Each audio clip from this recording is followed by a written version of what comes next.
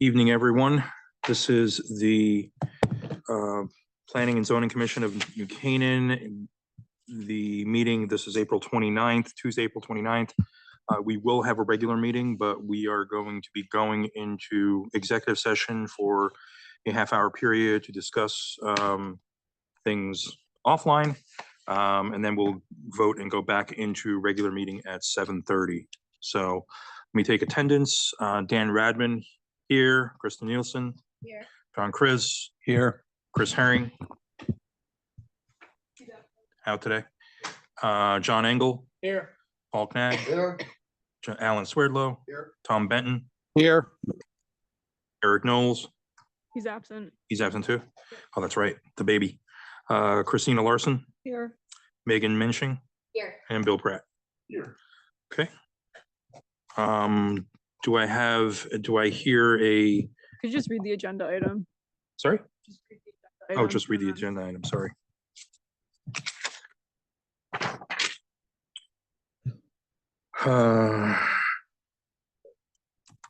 This is regular meeting. Yeah, this-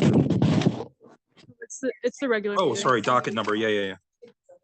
I thought you had it as a separate line.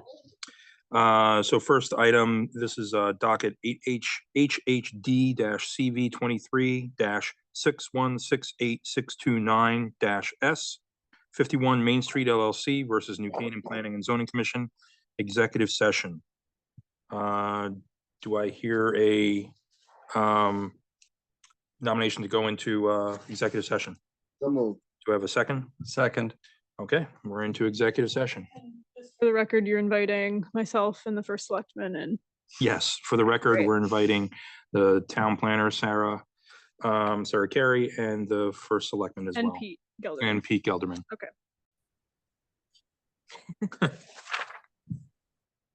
Okay, we'll pause recording. Let me just, or recording's back in. Let me just let everyone. Public in.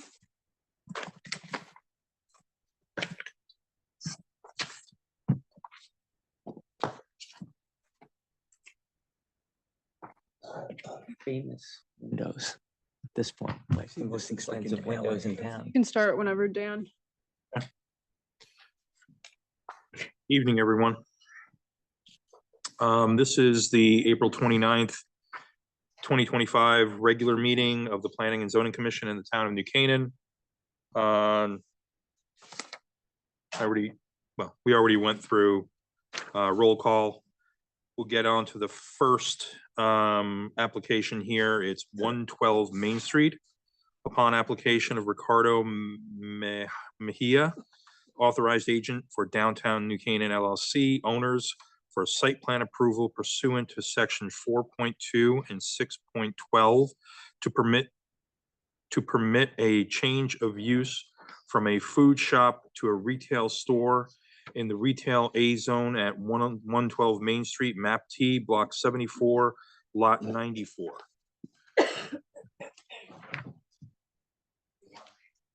(112 Main). Who's seated for this application? We've got two absent, so you could see. We've got two absent. We are going to need, give me a second. And you can alternate between applications who's seated. Fine, so we'll have, for this application, Christina and Megan can be seated for this one.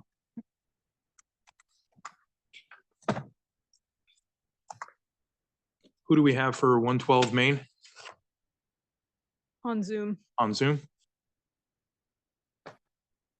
Hi there, please introduce yourself and let us know your name and connection to the project. Is he on mute? Yeah.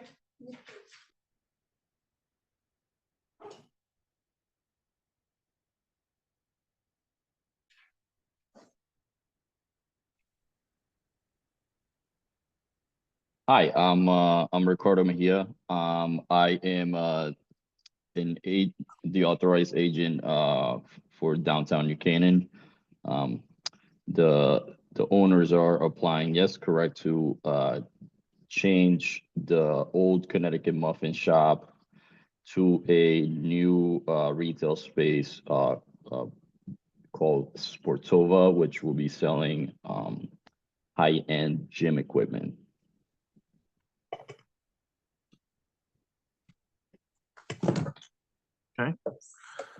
Existing and proposed, and that's the use. What are you doing?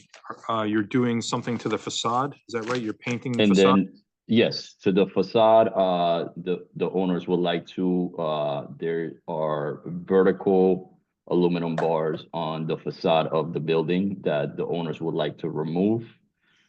Behind the aluminum bars, there is windows with brick around it. They would like to have that area painted in a flat black.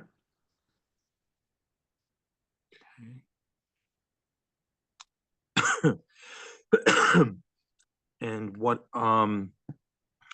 about the existing windows and, you know, window air conditioning units and all the things that are That, kind of yeah, hidden behind those slats? yep, that would all be painted in black.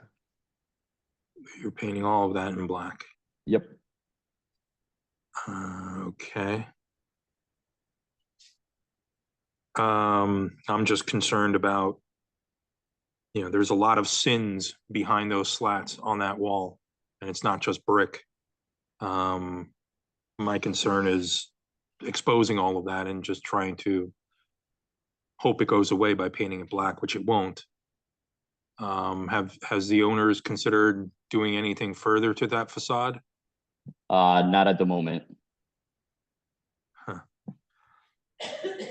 Okay. Commissioners, any questions for the applicant? Christina Larson, the plywood that's on the windows, so that in the air conditioning units, you're just gonna paint black? There's like sections of plywood above the windows? Correct, yes. Yeah, they pretty much is just to not draw the attention. That's why they're going with like a matte black is, they want to hide like those details as much as possible.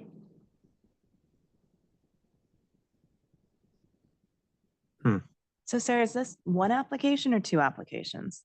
So it's one site plan application. We don't require people to submit two different site plan applications, but you can vote on the items separately.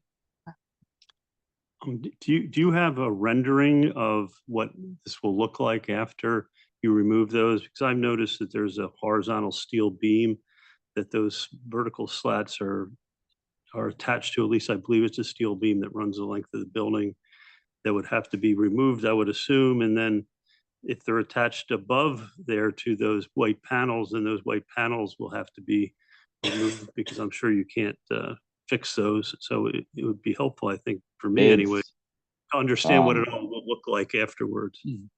Yeah, I believe it's attached to these horizontal, it's on two brackets that are on the brick area, the horizontal aluminum by the brick on the brick area. So it's not directly attached to the white panels. This is Commissioner Chris, if I understand your application, sir, is that some of the bars will be removed. I'm wondering about the sort of a choppier frontage to the building because of the changes you are suggesting.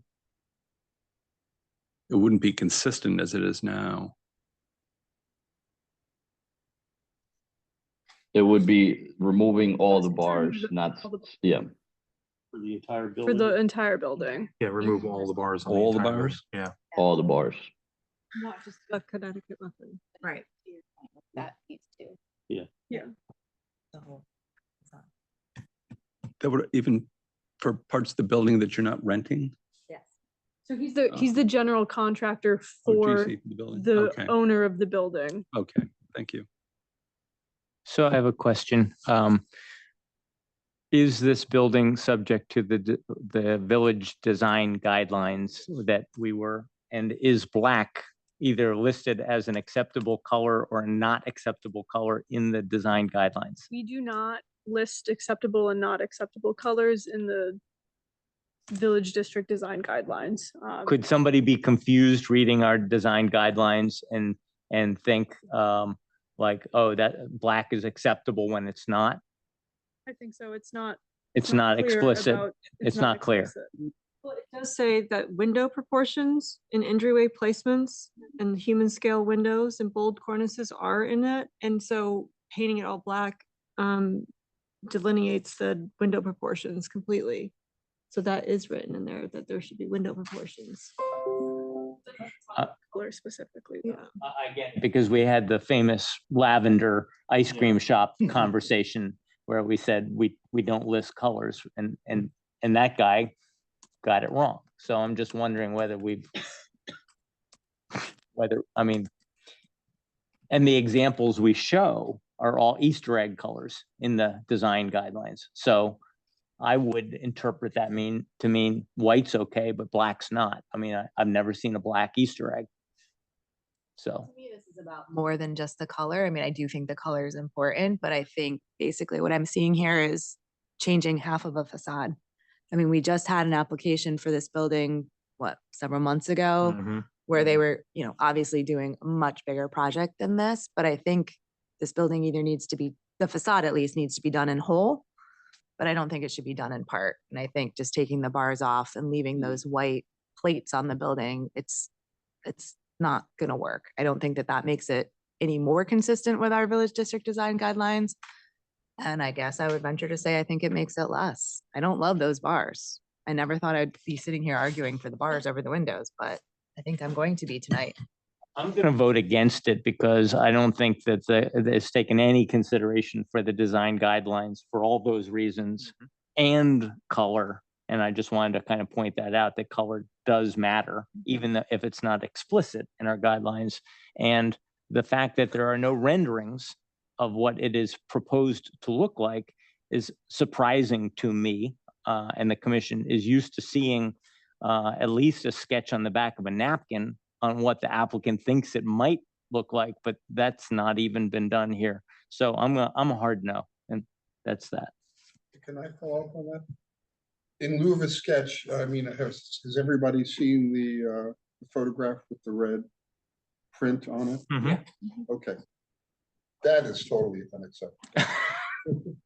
Especially the use of red on this sketch. It's totally unacceptable. That's a joke, by the way. So without a rendering showing what they're proposing, I don't even know how we can address this. So I have a question. We had approved a major transformation of this building. And I understand the entity that was proposing that walked away. Does this change mean that there's not going to be any, that they're not going to, how does this change affect the other potential use of the building as we had approved it last year? So the approval from 112 Main Street last year is still valid. Special permits are valid for 5 years. Part of that proposal was that all of those tenant spaces, would continue to be filled with retailers. Approving this, I don't think invalidates the special permit approval. So Okay. let's say you approved it 2 years from now, if someone comes and wants to redo the building as proposed from the approved special permit, they could undo all of the work that is done and build as previously proposed. This is Commissioner Cruz. I haven't heard anything that would cause me to vote against having this type of retail shop here.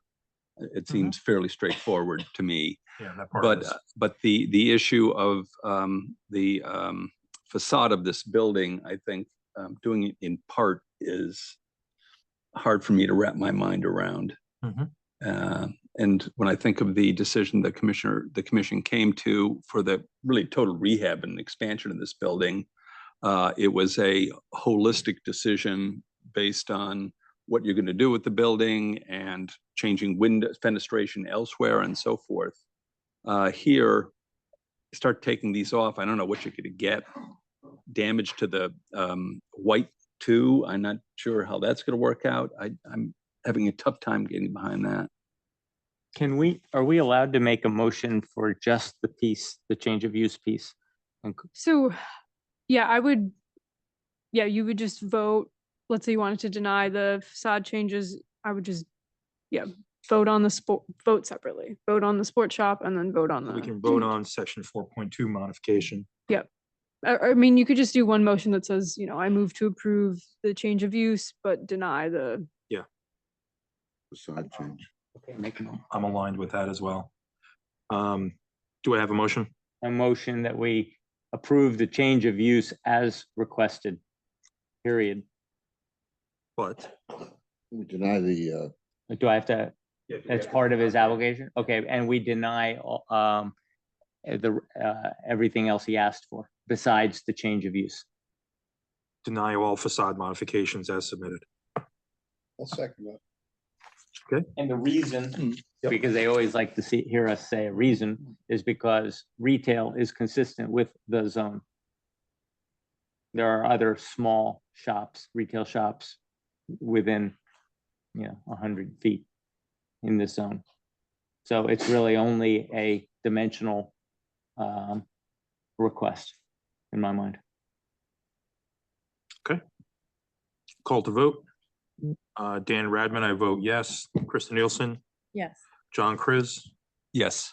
John Engel, Yes. Paul Knag, yes, Alan Swerdlow, Yes, Tom Benton, Yes. Christina Larson, Yes. and Megan Mensching. Yes. This application is approved for the use, but denied for the facade modifications. Thank you.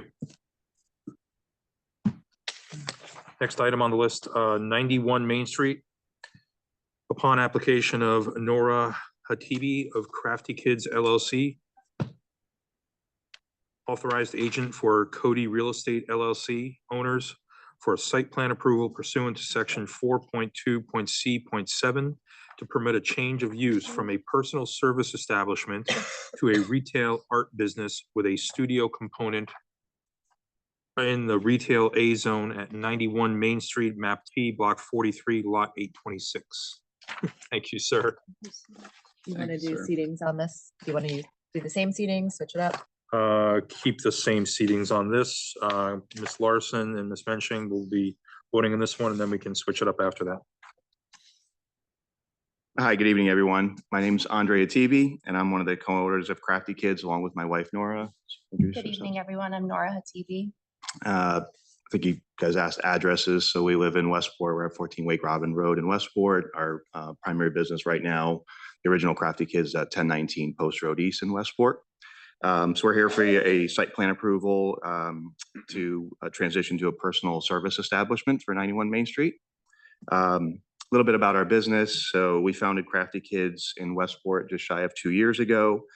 We're an arts and crafts focused retail supply business and crafting studio.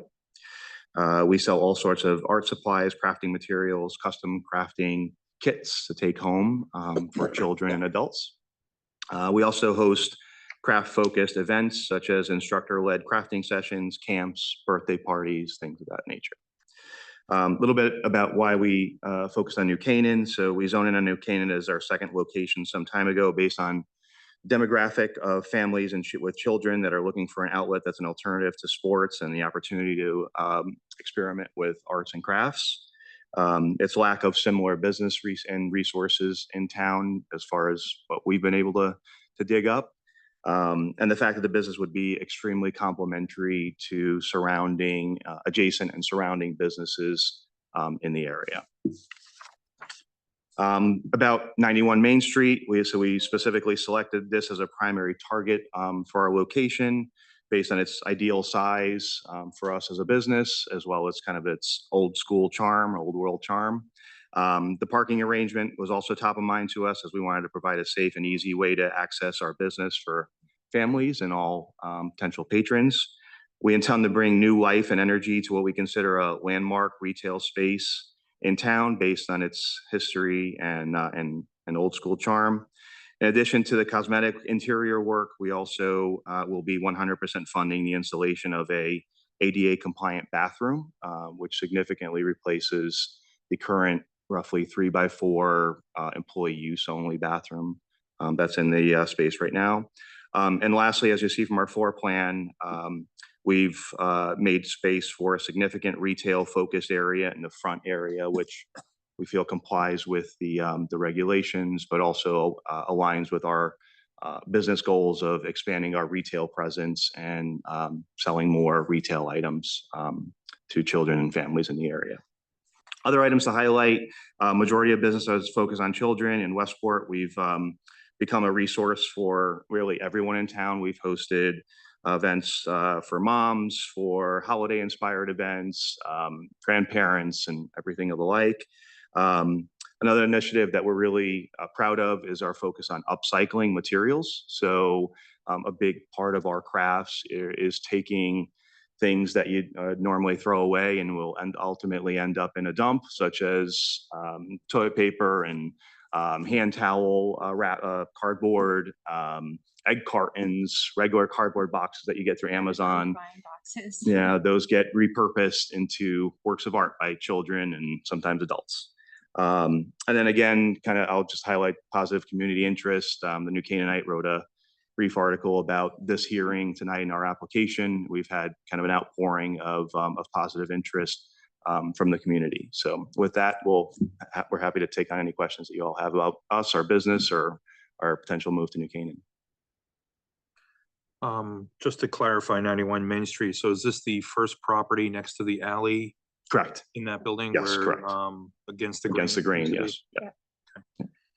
And then the retail space in front, I see your floor plan here with a few dimensions in the back by the bathroom.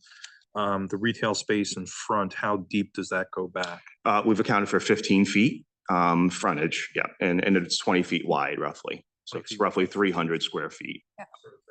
Represent 20% of the floor area? The 15 feet. So it complies. Okay. And those are, you'll see some attachments of kind of our sample retail display that we have in our current location in Westport.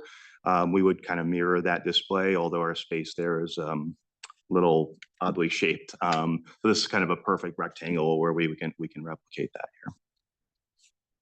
here. This is Commissioner Kriz. I did not see a sign application. You're aware that a sign application is a separate application? Yes. You would submit that to Ms. Carey. Yeah, and we would comply with whatever is consistent with the plaza currently. So Is there a basement? there is a basement in this location, yeah. What are your plans for the basement? So we have a distribution facility, or a facility, a storage facility rather, in Westport, where all of our bulk shipments would come. So the basement here would really be used for, a couple days to a week's worth of supply of backup retail materials, items that we need for parties and things of that nature. Thank you. Yeah. Will people be able to come and go through the back door?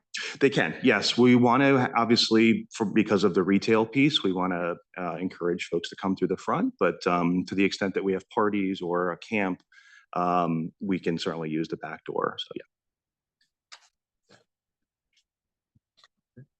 The front is 20 feet and the retail's 15, or does it go beyond this? No, the retail, the area yes, right there, that would be the 15 feet Okay, and marker. this is 20? Yeah. So the reception desk is behind the. Yeah, we were planning on having kind of almost like a half wall of a shelving unit to get you to the reception desk so that you can check out on one side, and we can have, someone watching over parties or events that may be happening in the studio area on the other side. How big a birthday party can I throw in this space? It looks like it's a lot bigger than what is, it looks like this is not the right proportions. To your point, that this is a very deep and much larger space. It could handle a lot of people. So it could. So our typical party is about 12 to 15 children. We like to keep it around that size because we want to make sure that, everyone is comfortable. There's enough space, especially for some of the projects that we have. With parties with some younger kids, like, preschool aged kids, typically the parents stay. We encourage the parents to stay for those age groups. So we want to make sure that there's enough space for adults and for staff to walk around. So a big party might be 20 people in the building. Yes. That's all.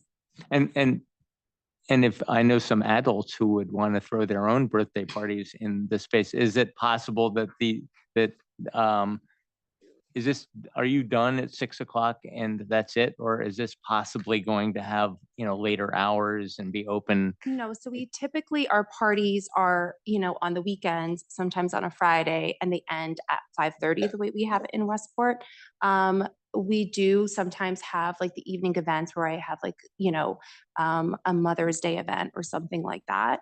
And then that would be in the later hours, but we don't, we keep that to a limited group, and that's not very often that happens. We can also do parties at your home. So if you want a bigger party, we offer party to go. Questions, Commissioner Chris again, are both entrances ADA compliant? The front is, the rear is not. There's a step up, so.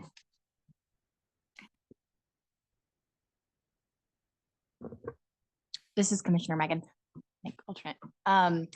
So you had mentioned recycling. Do you guys have a component where people can drop off materials? Is that part of the rear? We have tried that initiative in Westport, and I work closely with the women from Sustainable Westport to, gather some materials. What I do is sometimes I'll announce saying, hey, I have bins outside my studio. Can you guys, whoever wants to drop off recycling things, come in. The amount of paper towel rolls that we go through at our studio, we have tons, but I always welcome more because those are the types of materials that we use, especially for camps and classes. So I welcome any of that. So if you can, But you would designate times? Yes. Wouldn't just be an open Yeah. drop off? Okay. Commissioners, anything further? Okay. Do we need public input on this Nope. one? Okay. Are we only ruling on change of use site plan?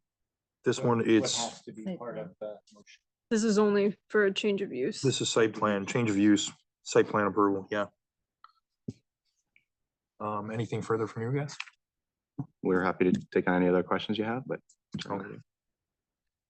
Okay, well then this application is closed. Do we have a motion on this one? I'll move. If I may, Mr. Chairman. Okay. Do we have a second? Move to approve. Move to approve, yes. Okay. Any conditions? No conditions. I see this as very complimentary to our downtown. I think it will be bringing in families and children also to the downtown, which I see is very good. And, this is the kind of in-person event that I think is very internet competitive. And I see this as really providing some balance and diversity for the downtown as far as shopping or activity levels. So for these reasons, I would see this as consistent with our plan and supportive of our downtown. So I advocate approval. Sounds good. Okay, call to vote. Dan Radman, I vote yes. Krista Nielsen, Yes. John Chris, Yes. John Engel, Yes. Paul Knag, Yes.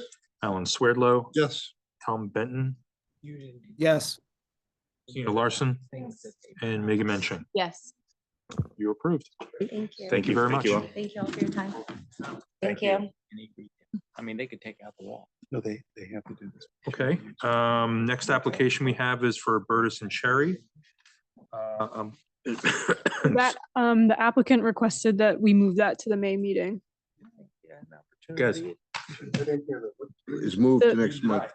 Still didn't hear it. Move to next month. So the Burtis and Cherry application, the applicant has requested it's moved to the May meeting, Main. the May meeting. to the May meeting.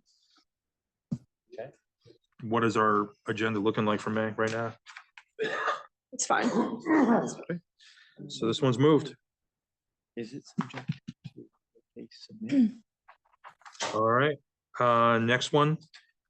146 Owen Oak Ridge, upon application of William Pollock, Keith Simpson Associates, authorized agent for Town of New Canaan, owners for a special permit approval pursuant to section 6.4.G.1 to permit grading more than 1,000 cubic yards and soil disturbance of more than 10,000 square feet of the spoils that are produced from an on-site pond dredging project in the open space zone at 146 Oak Ridge, map 32, block 20, lot 41.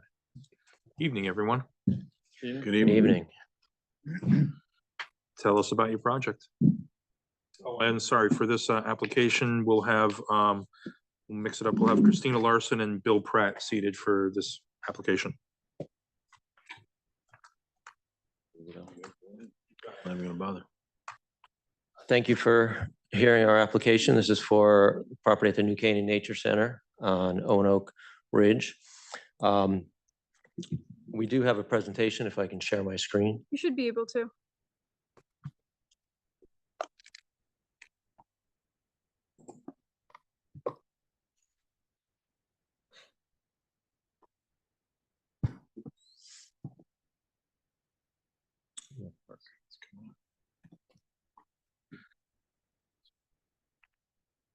Okay, we have the existing conditions plan up. This is the, again, the Nature Center. Oak Ridge is on the right-hand side of the plan. North is up, facing up. You can see the First Presbyterian Church is on the right-hand side there on the eastern portion of the, or eastern side of the site. The regular entrance, or the entrance that we all usually take, is towards the lower part of the paper here. That's the main driveway into the Nature Center, which brings you to the parking areas, to the visitor center, and the other structure, most of the other structures on the site. If you move north, about centrally located is a small pond called Kiwanis Pond, part of a larger wetland system within the whole property. And then further north is another pond called Marsh Pond. We're focused on the Kiwanis Pond, and we're looking to dredge that pond to remove spoils that have been accumulating over, we think, many decades. The Kiwanis Pond was developed around the mid-1960s. It was funded mostly by the Kiwanis Club, and we don't have any record of it actually being dredged ever since it was created. It was likely dug out of what was wetland soils, and around the pond is a bermed area that very likely was the material that was pulled out to create the pond. So over time, it has silted up as any pond would. There's a stream channel that is coming in from the north that leads into the pond, and then an outlet goes down out to the south. And over time, silt and sediment gets brought into the pond through the stream channels, and also from organic matter like leaves and branches and things that fall into the pond and wildlife. And over time, it has built up to about the depth of the pond at the moment is only about 2 to 3 feet in most areas, and even shallower in some other areas. We have a few images of what it looks like. This was, I think, last summer. You can see, major branching and things like that almost on the surface that have fallen into the pond. So there's just not a lot of depth. And what happens when there's not a lot of depth, eventually a pond will revert back to a wetland and really cease to be a water body. And so we'd like to restore it so that it functions as a pond, has better water quality, excuse me, and can support the wildlife that needs depth in a pond, certain fish and turtles and other kinds of amphibians as well. This is the edge of the pond in the winter, last winter, and it shows a small stand of Phragmites right at the front there. So if you were to go to the Nature Center and kind of walk up the north to the Kiwanis Pond, this is the area that you would approach, and you would see this Phragmites stand. So as part of our dredging activities, we would remove this part of this section of Phragmites. This bit of material would go off-site. All of the other material we're planning to have to stay on site, but anything that has the Phragmites in it, we do not want it to end up somewhere else on the property. So, and we've done this before. We had a significant project at Waveney Park, some of you likely recall, that had over 6 acres actually of Phragmites. And we took the Phragmites off-site at that as well, and very, very minimal amounts ever came back there, we're glad to say. So speaking of Phragmites, to the west of the pond, in a existing wetland, there's a boardwalk system, but it goes right through about a quarter acre of mostly Phragmites. And so while we were studying dredging the pond and we noticed this stand of Phragmites, we actually have an opportunity to remove this mechanically. So the pond work will require excavators, mechanical dredging to get the silt out and transport it.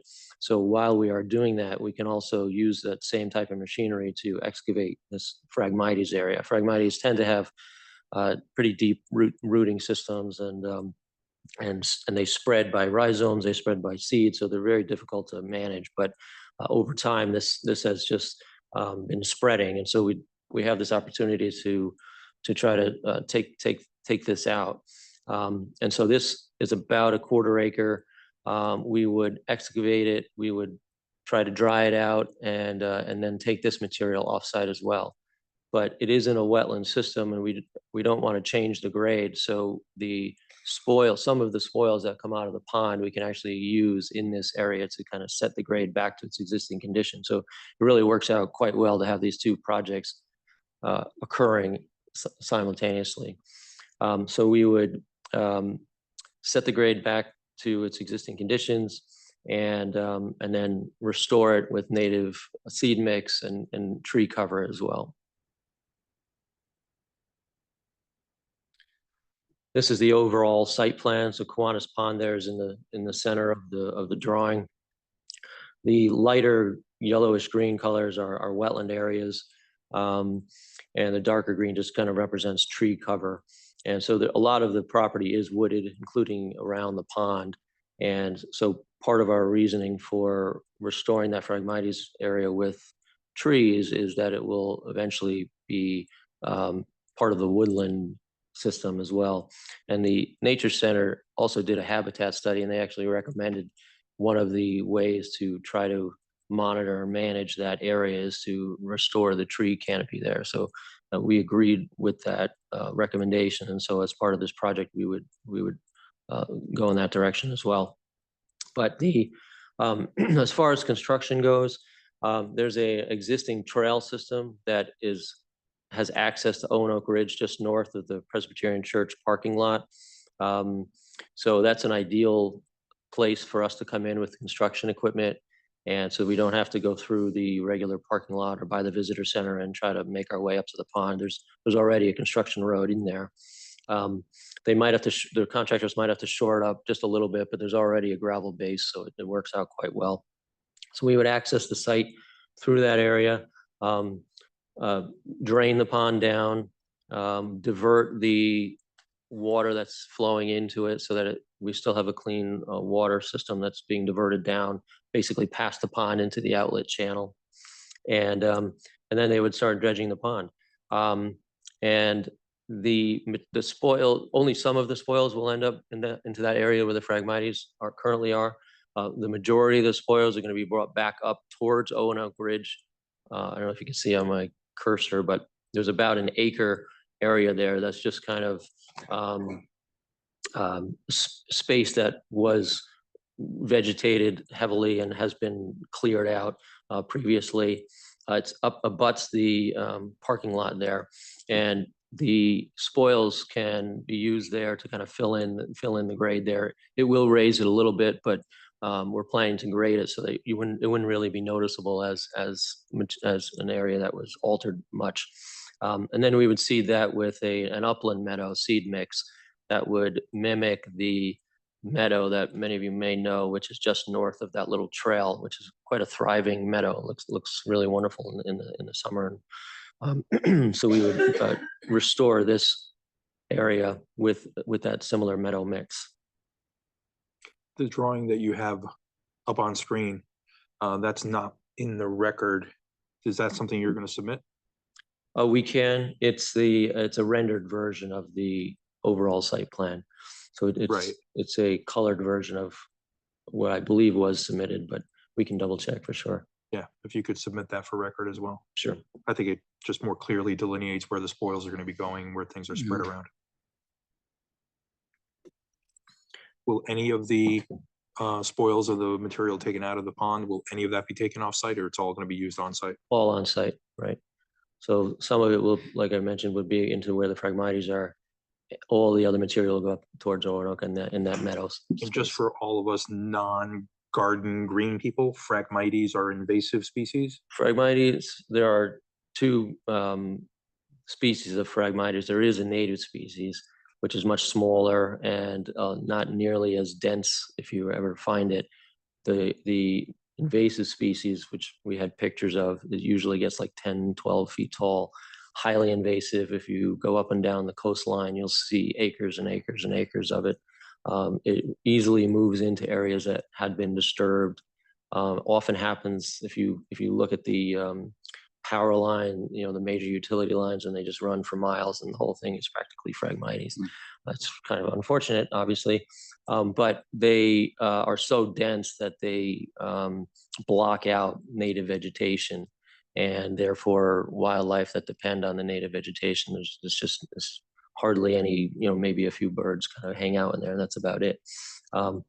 So especially when they're in a wetland area, it's even kind of a, you know, even worse really, because wetlands can be so productive for wildlife, and then it's taken over by, this section is taken over by Phragmites, and it will just keep expanding over time. You know, they spread by rhizomes, meaning underground, their root systems spread. The Nature Center has been trying to manage it as best they can, basically by mowing them down whenever they can get in there. So that's another aspect of this. While it is wetlands, in the summer and fall, in August, September, October, it's pretty dry. Actually, they can drive a tractor in there. So we feel pretty good about being able to get a machine in there and being able to do our work and then have it back out and get out of there. So that was, you know, something we've been thinking about, but Phragmites are, you know, really difficult to deal with. So we do think we're certainly aiming to get out every bit of it that we can possibly see. We're not going to get 100%. It's almost sort of not possible. So we are anticipating there might be some patches that come back in certain areas, but that's much more easily dealt with when you have these smaller patches. And the Nature Center also does not use any herbicides on the property at all. That is one way you can kill Phragmites, but understandably they don't want to use that. So even in the areas that come back with small pieces of it, they'll likely have to go in even by hand, just mechanically, and try to kind of pull them out and just keep track of them. And it's something that's, you know, they will have to monitor every year, no question, just to keep track of if any of it does try to come back. Please go ahead. So I think you're in front of us. We're not used to seeing you guys. Usually it's just a wetland. So you're here because of the amount of material is over 1,000 yards. That's right. And the 1,000 yards of material is staying, I think you just answered, the good stuff is staying on the property and the bad stuff is going away. That's correct. So could you just maybe? I thought I heard everything staying on the property. All the soil is staying on property. So the Phragmites, the vegetation debris will go off I site, see, okay. but the soil will stay on the site, sort of spoils. Gotcha. And it gets spread out, because we're not wetland expert here, but it gets spread out in non-wetland areas or in upland areas, in forestland area. I mean, what is the standards and for a regular person, what's it look like when you spread this out by hand? We'll spread it with machines, excavators, and some kind of a you know, something with a front loader kind of that spreads it around, almost like a bulldozer kind of a look. There is the Phragmites, that big stand of Phragmites is in wetlands. So we will be spreading some material in that area just to get it back to grade. We're estimating it's about 900 yards in that spot, but it could be a little less, could be a little more. It's hard to tell exactly just because of how dense the root systems are. But the majority of the spoils will then go up towards Oronoque in that 1 acre area. So there are actually two components of the special permit. One is the over 1,000 yards of material that we're moving, but we're also disturbing over 10,000 square feet, horizontally in the area. Not only by dredging the pond and doing the Phragmites, and then we have an acre where we're spreading the spoils as well. So just to clarify for the commission, because you don't see these applications typically, the pond dredging and based on the math, the restoration of the Phragmites area does not trigger the special permit. So if they were just doing that, this wouldn't be coming before you. And the soil disturbance from the pond dredging itself, we don't count in the 10,000 square feet because it's a wetlands, it's managed by a totally different commission. So really what triggered this is the other portion of the project to spread the spoils out over the new wildflower meadow. So that's really your purview in this case. That the additional information is helpful for context, but you're really just approving the wildflower meadow. Well, Commissioner Chris, as a sidebar, I'm very pleased the Phragmites tends to be purple loosestrife is getting ripped out. I know it's very hard to kill, so do your best. And I understand the restoration of a pond, they need to be restored periodically, and I sort of get that. Regarding the spoils, will there be any testing of them to ensure there's not some heavy metals or something else unpleasant that got in it and you're simply moving it from a pond to a larger area? Can you respond to that? At the moment, we're anticipating, because of the location of the pond, we don't anticipate having any issues with the spoils. Okay. There is a pond that's further up north, and I think that's the one that gets a lot of the neighboring properties that feed right into it. I think if we ever look at that one we should look a little more closely out for that reason. But this pond is really getting just the localized area, so there shouldn't be any issues. Okay. And no, that is my question. Thank you. No, thank you. Commissioners, anything further? I just had one quick question. Say, we worked on ponds for over 40 years, but this pond actually is really rather special because this is the pond where the young population of New Canaan learn about ponds as taught to them by the Nature Center. There's no other pond which is really receiving that kind of attention by that population. And we're thrilled at the prospect of turning this pond back into a viable educational functional area for the Nature Center. Fair enough. Thank you. Commissioners, anything further? Okay. Anything further on your side? No, thank you. Thank you. Okay, application closed. To ask for public comment. Oh, this It's is a public special one, this. permit. Is there anyone in the public that would like to speak to this application? Anyone on Zoom land? That's a no. This application's closed. Thank you. Thank you. 272 Elm Street, pond application of VMI Incorporated, care of Frank Woso, owner, for a special permit approval pursuant to section 4.4 to allow pet grooming as a secondary use to pet supply in Business A Zone at 272 Elm Street, Map L, Block 16, Lot 89. Welcome back. Thanks. Is this round what, 5, 6, something like that? Well, good evening, everyone. Could you just turn your mic on? Sorry, it's off. No, you have to press kind of hard. Yeah, there you go. Good evening, everyone, Chairman, members of the commission. This is Lou DeCunto of DBI Development. I'm Frank Veloso of 272 Elm Street. I would like to respectfully submit for your consideration, special permit for 272 Elm Street, New Canaan, Connecticut, obviously. The special permit application has been filed seeking approval to allow pet grooming services as an accessory use for the currently approved pet supply store at this location. We believe that the addition of grooming services is a natural and complementary extension of the planned business and will continue to serve the needs of the community in a responsible and professional manner. Thank you for your time and consideration. I mean, it's really about it. Commissioners, if you remember, this applicant did come to us previously with with the change of use for the property to the pet store. And I, correct me if I'm wrong, this is more formality of making sure we capture the pet grooming component of the use as another component to the change of use on the property. Any questions for the applicant?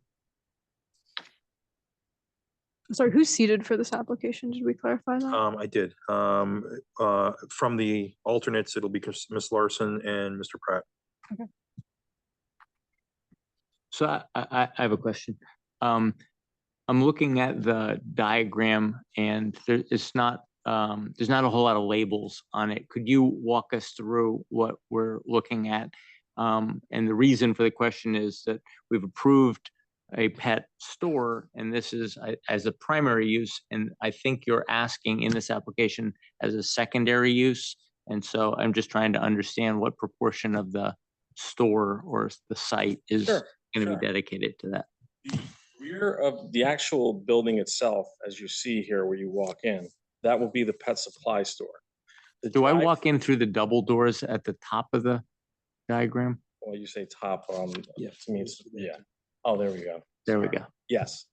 Top of the diagram is the front of the building. Okay. That would be the entrance.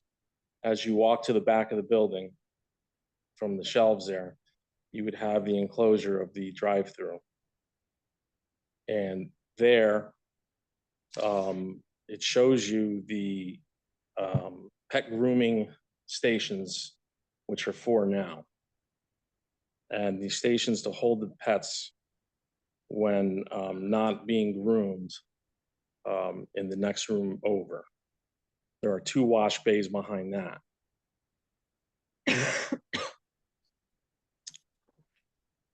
And that is? That's just the entrance area and counter. Oh, that's just the external entrances on the side there, the little door. So do I go through the retail store?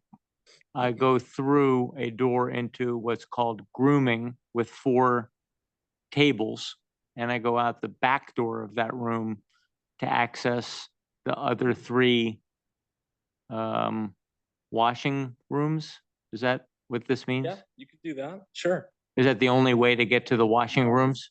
2 different entrances. You have the one to the rear of the building right there. That's showing it to the drive-through on the right-hand side. I don't see that Right one. there where your arrow is, or your pointer. Oh, That's an exterior door. Okay. So it's upside down on my tablet. So you could get to the dog grooming area from either in the store or from the the store or from outside.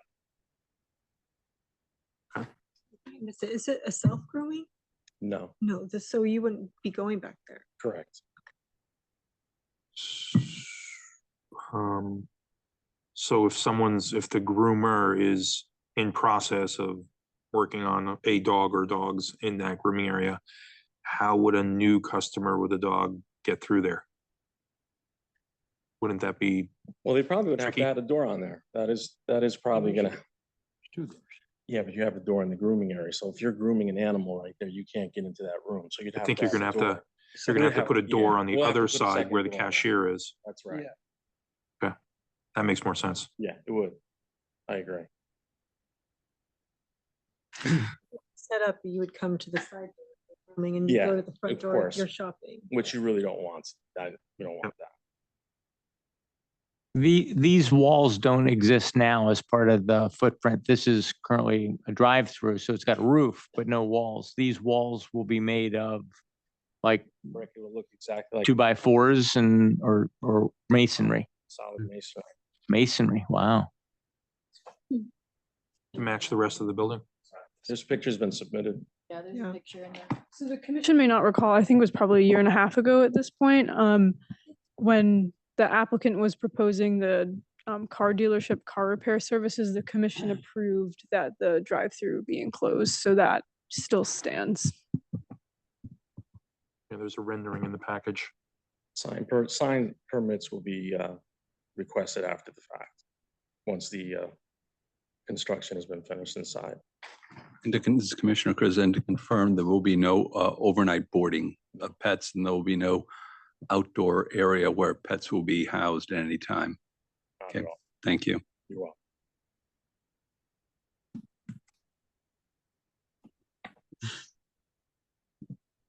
This is Commissioner Benton, if you can hear me all right. Yes, we can hear you. In looking at the current facility, there's 3 lanes of traffic to get through, 2 underneath the overhang and 1 on the outside. Trying to get a feel for your enclosure. Are you still allowing cars to pass on the outside of the building? Yes, there'll be the opening in the last bay. The third vehicle will pass through. Great, thank you.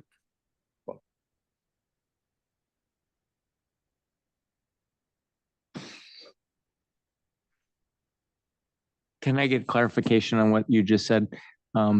There's how much room between the new edge of the exterior wall of the building? 1 lane for 1 car to pass around the back of the building? Correct. And about how many, because I can't tell. Is there, I guess it's on the survey. There's currently 2 structural posts that hold the canopy up. Right. The exterior walls will not go beyond those 2 posts. And how much space do we have beyond that for, say, a fire truck to get around the building? There's over, I would say, 14 You 14 can't, feet. you couldn't get a fire truck over there because it would hit the building. It would hit the building, Couldn't go through there now. Couldn't go. but through could the it go building. around the building? No, there's not enough room. It never could. Never could.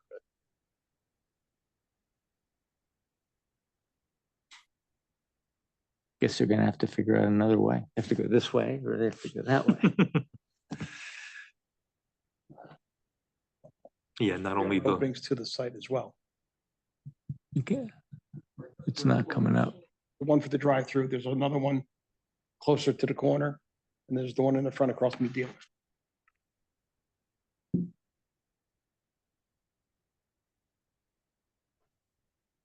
Pulling up PDFs.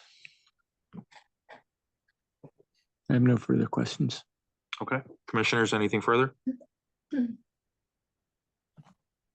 there anyone in the public that would like to speak to this application? Anyone in Zoom land? Okay, application's closed. Yeah, One more question. yes. Will you be recusing yourself? in this? If you'd like. Please. Okay. Thank you. Mr. Engel's recused. That means, Ms. Menching, you can vote on this one.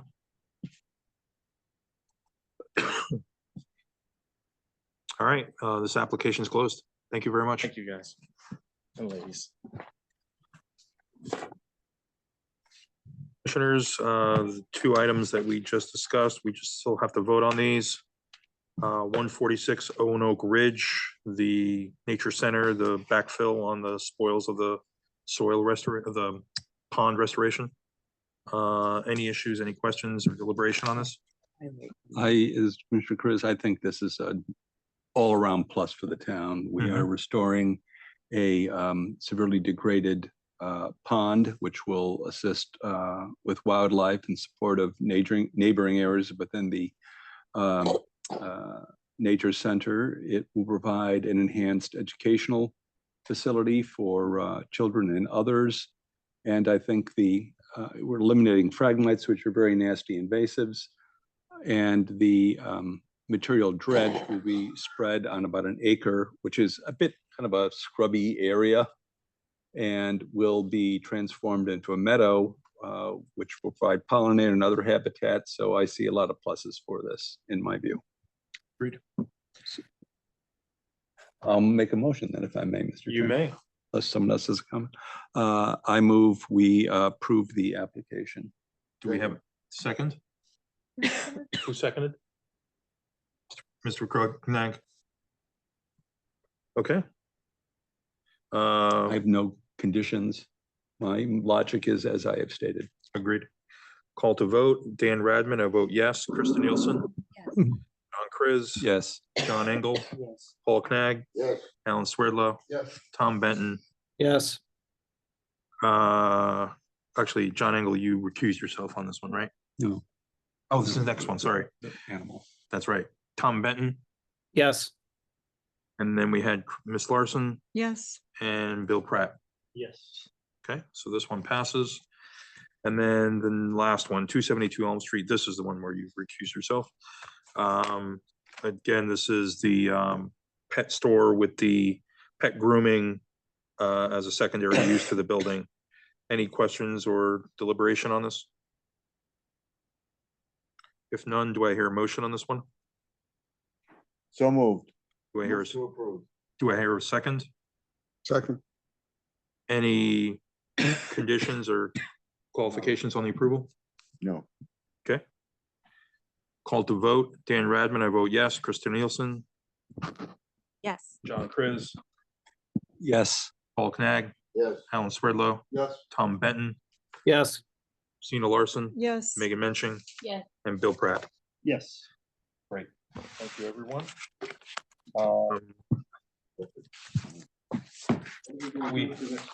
I know, we have minutes from the previous meetings, from our March 25th meeting and our April 10th meeting.